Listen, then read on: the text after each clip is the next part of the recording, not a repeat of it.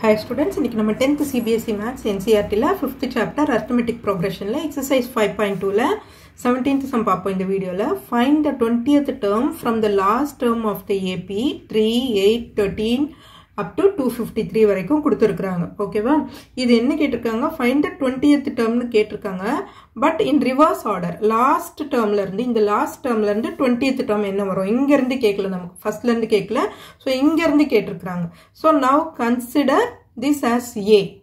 ஓகேவா? From last ன்றத கேட்டிருக்கிறதால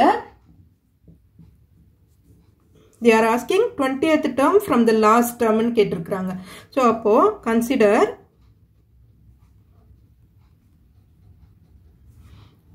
A is equal to 253. ஓகேவா? இப்போ D தெரியணும் நமக்கு. D என்ன பண்ணுவோம்? Second term minus first term பண்ணுவோம் இல்லையா? 8 minus 3 பண்ணுவோம். இங்க இருந்து பண்றது அந்த. பட் இங்க இருந்து ரிவர்ஸ்ல இருந்து பண்ணும்போது இது மைனஸ் இது பண்ணணும். அப்ப 3 minus 8 is equal to minus 5. புரியுதா? நான் ஏன் இந்த மாதிரி போட்டிருக்கேன்னா லாஸ்ட்ல இருந்து இப்போ இதுதான் ஏன்னு எடுத்துருக்கிறோம் நம்ம. ஸோ இப்போ ஏன்னு எடுக்கும்போது என்ன ஆகும்? இது 253. இது வந்து செகண்ட் டேர்ம் மைனஸ் ஃபர்ஸ்ட் டேர்ம்ன்ற மாதிரி வரும், முன்னாடி டேர்ம்.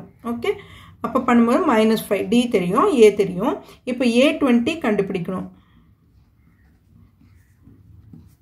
ஸோ ஃபார்முலா என்ன வரும்? A20 is equal to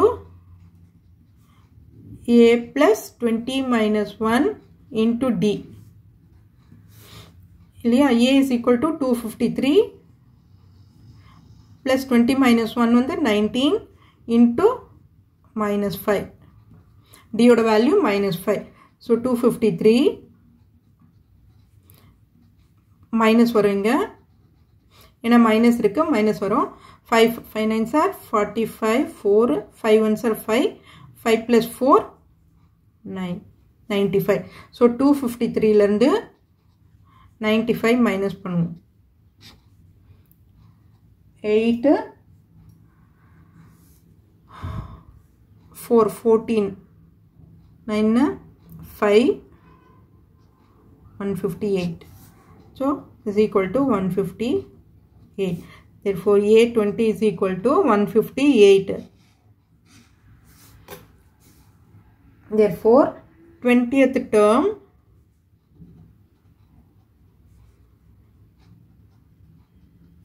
from last term is 158. That's it. இதுதான் சம்மோட ஆன்சர். ஓகே ஸ்டூடெண்ட்ஸ், இந்த வீடியோ உங்களுக்கு யூஸ்ஃபுல்லாக இருந்ததுன்னா சப்ஸ்கிரைப் பண்ணுங்கள். மறக்காமல் உங்கள் ஃப்ரெண்ட்ஸோட ஷேர் பண்ணிட்டு பாருங்கள் ஸ்டூடெண்ட்ஸ். தேங்க்யூ.